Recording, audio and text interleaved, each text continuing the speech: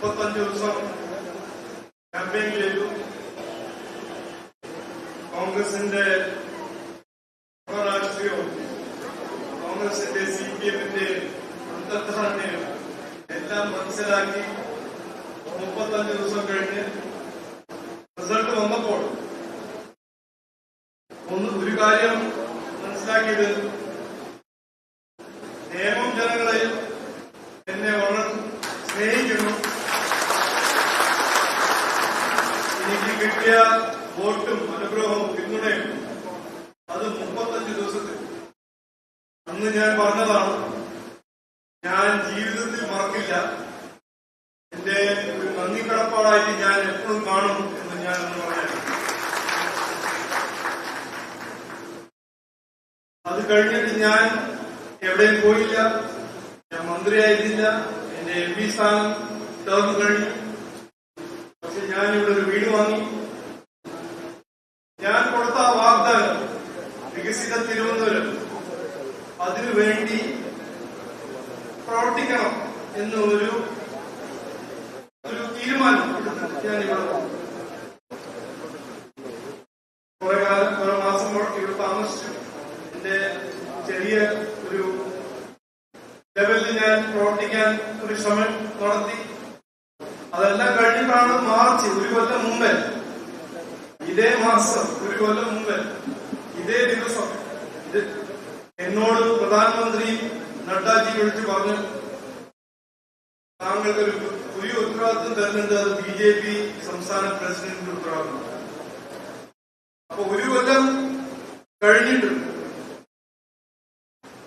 എത്രയോ പ്രവർത്തനം എല്ലാം കഴിഞ്ഞ് ലോക്കൽ ബോഡി ഇലക്ഷൻ കഴിഞ്ഞിട്ട് ഞാൻ ഇന്ന് നിങ്ങളുടെ മുമ്പിൽ നിൽക്കുന്നത് നേമം നിയോജകമണ്ഡലത്തിലെ സ്ഥാനാർത്ഥിയായിട്ട് നിൽക്കുന്നു.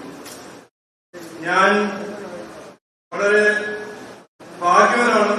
എനിക്ക് ഇങ്ങനെ ഒരു അവസരം എന്റെ പാർട്ടി തന്നു. ഇവിടെ നിങ്ങളെല്ലാവരും വന്നു എന്നെ അനുഗ്രഹിക്കാനും എന്റെ ഈ ക്യാമ്പയിന്റെ ഭാഗമാവാൻ വന്നു. അതുകൊണ്ട് ഞാൻ ഒരിക്കൽ കൂടി എല്ലാവർക്കും നന്ദി പറയുന്നു, നമസ്കാരം പറയുന്നു.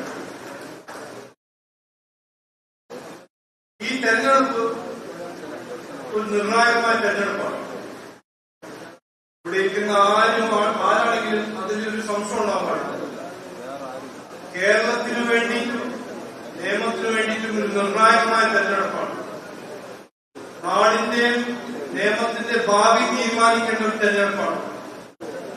ഇവിടുത്തെ രാഷ്ട്രീയ സംസ്കാരം തീരുമാനിക്കേണ്ട ഒരു തെരഞ്ഞെടുപ്പാണ്.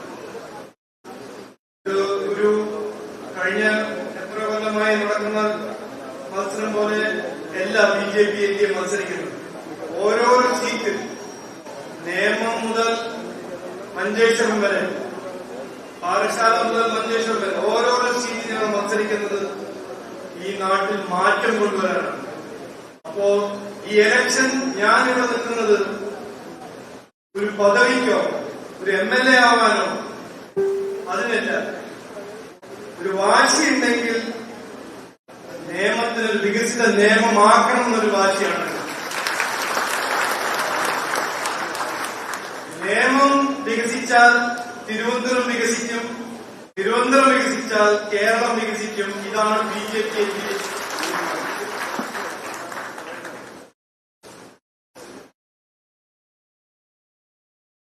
ഞാൻ ആദ്യമായി പറയാൻ ആഗ്രഹിക്കുന്നത് ഇതാണ്.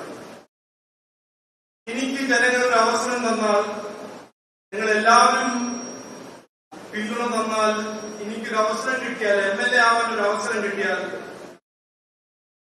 എന്റെ ഒരു വാഗ്ദാനമാണ്. ഇതെന്റെ DNA-യിലും രക്തത്തിൽ ഉള്ള ഒരു കാര്യം ഞാൻ പറയാൻ ആഗ്രഹിക്കുന്നു. ഞാൻ 100% 24 മണിക്കൂർ 365 ദിവസം നിങ്ങൾക്ക് വേണ്ടി അധ്വാനിക്കും, പ്രവർത്തിക്കും. നിങ്ങളുടെ പ്രശ്നങ്ങൾ പരിഹരിക്കാൻ ആയിരിക്കും എന്റെ ഏറ്റവും പ്രധാനപ്പെട്ട ലക്ഷ്യം. ഞാൻ 3 തവണ MP ആയിരുന്നു, മന്ത്രിയായിരുന്നു. ഇത് എന്റെ 20ാമത്തെ കൊല്ലമാണ് എന്റെ രാഷ്ട്രീയ കരിയറിൽ. ഞാൻ പദവിക്കോ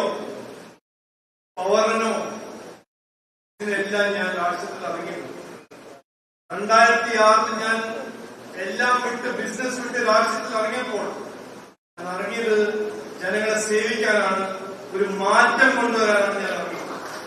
ഇന്നും ഞാൻ പറയാൻ ആഗ്രഹിക്കുന്നത്, എന്റെ ഉറപ്പ്, എന്റെ ഒരു വാഗ്ദാനമാണ്, എനിക്കൊരു അവസരം കിട്ടിയാൽ, ഞാൻ നിങ്ങളെല്ലാവരും MLA ആയാൽ ഞാൻ ഇവിടെ മാറ്റം കൊണ്ടുവരും, വികസിത നിയമം എന്നൊരു സ്വപ്നം യാഥാർത്ഥ്യമാക്കും. നിയമത്തിന്റെ ആവശ്യം മാറ്റമാണ്. ഇത് ഞാൻ പറയുന്നതല്ല, ജനങ്ങൾ പറയുന്നു, സാധാരണ ജനങ്ങൾ പറയുന്നു. അവരെത്ര കൊല്ലമായി അവരുടെ പ്രശ്നങ്ങൾ പരിഹരിക്കാണ്ട് ജീവിക്കുന്ന ജനങ്ങളാണ് പറയുന്നത്. മതിയായി, ഈ വിവാദ രാഷ്ട്രം മതിയായി, അഴിമതിയുടെ രാഷ്ട്രം മതിയായി, പ്രീണ രാഷ്ട്രം മതിയായി. ഞങ്ങൾക്ക് വേണ്ടത് ഒരു വികസന രാഷ്ട്രമാണ് വേണ്ടത്. ഇത് ജനങ്ങളുടെ ആവശ്യമാണ്. അവര് പറയുന്നു, ഇന്ന് നിയമമണ്ഡലം, നമ്മുടെ തലസ്ഥാനം തിരുവനന്തപുരത്തിൽ നിയമമണ്ഡലത്തിൽ ഇന്നും എത്രയോ സ്ഥലത്തിൽ റോഡ് ഇല്ല, കുടിവെള്ളമില്ല, തെരുവുനായ ശല്യം പരിഹരിക്കാൻ 10, 20, 30 കൊല്ലമായി ഭരിച്ച CPM സർക്കാരിന് കഴിഞ്ഞിട്ടില്ല, ചെയ്തിട്ടില്ല. ഇന്നും നരേന്ദ്രമോദിജിയുടെ പദ്ധതികൾ ഇവിടെ ചവിട്ടിവെക്കുന്നു. 70 വയസ്സ് മേലെ PM ആയുഷ്മാൻ വഴി ഫ്രീ 5 ലക്ഷത്തിന്റെ ചികിത്സ അവര് നടപ്പിലാക്കുന്നില്ല. PM ശ്രീ സ്കൂൾ, പാവപ്പെട്ട ജനങ്ങൾക്ക്, കുട്ടികൾക്ക് നല്ല വിദ്യാഭ്യാസം കിട്ടാനും കൊടുക്കാൻ PM ശ്രീ സ്കൂൾ നരേന്ദ്രമോദിജി പ്രഖ്യാപിച്ചപ്പോൾ ഇവിടെ ചവിട്ടിവെക്കുന്നു. ഇതെല്ലാം ഡ്രെയിൻ ഇല്ല, സോളിഡ് വേസ്റ്റ് മാനേജ്മെന്റ് ഇല്ല. നമ്മുടെ ഇന്ത്യ രാജ്യത്തിൽ ഒരു ഒറ്റ സംസ്ഥാനമാണ് കേരളം. ഇവിടെ തലസ്ഥാനത്തിൽ മാലിന്യത്തിന്റെ ഒരു ഫെസിലിറ്റി. അപ്പൊ മാറി മാറി ഭരിച്ച കോൺഗ്രസ് പാർട്ടിയും CPM ജനങ്ങൾ അവസരം കൊടുത്തപ്പോൾ എന്ത് ചെയ്തു, എന്ത് ചെയ്തു വിട്ടു, എന്ത് നശിപ്പിച്ചു എന്ന് എല്ലാവരും പറയും. അതിനെ മാറ്റണമെന്നാണ് ജനങ്ങൾ തീരുമാനിച്ചിരിക്കുന്നത്. നിയമത്തിന് ജനങ്ങൾ തീരുമാനിച്ചിരിക്കുന്നത്. കൂട്ടും താക്കോലും CPM സഖാവിന്റെ കയ്യിലല്ല, കൂട്ടും താക്കോലും ജനങ്ങളുടെ കയ്യിലാണ് ജനങ്ങൾ തീരുമാനിക്കുന്നത്. ഞാനൊരു MLA ആയാൽ, നിങ്ങൾ എന്നെ ഒരു MLA ആക്കിയാൽ, ഞാൻ പറഞ്ഞല്ലോ, ആത്മാർത്ഥമായ സത്യസന്ധയോട് ഞാൻ പ്രവർത്തിക്കും, അധ്വാനിക്കും. ഞാനിവിടെ മാറ്റം കൊണ്ടുവരും, വികസനം കൊണ്ടുവരും. ഞാൻ കുട്ടികൾക്ക് വേണ്ടി, എന്റെ ഒരു ഏറ്റവും വലിയൊരു സ്വപ്നമാണ്, ഇവിടുത്തെ കുട്ടികൾക്ക് നല്ല വിദ്യാഭ്യാസവും നല്ല സ്കില്ലും കഴിവും നമ്മൾ കൊടുക്കണം. ഓരോരോ സ്കൂളും ഓരോരോ കോളേജ്, ഗവൺമെന്റ് കോളേജിന് ഞാൻ ആധുനികരിക്കാൻ CSR വഴി, മറ്റ് ഗവൺമെന്റ് ഓഫ് ഇന്ത്യ സ്കീം വഴി അതിനുവേണ്ടി കാര്യങ്ങളും വർക്ക് ചെയ്യും. സെൻട്രൽ സ്കീം, ഗവൺമെന്റ് ഓഫ് ഇന്ത്യന്റെ ഓരോരോ സ്കീം ഇവിടെ ചവിട്ടിവെക്കുകയാണെങ്കിൽ അതിനൊരു വഴി കണ്ടുപിടിച്ച് ഡയറക്റ്റ് ആയിട്ട് ജനങ്ങൾക്ക് അത് നടപ്പിലാക്കി തരും.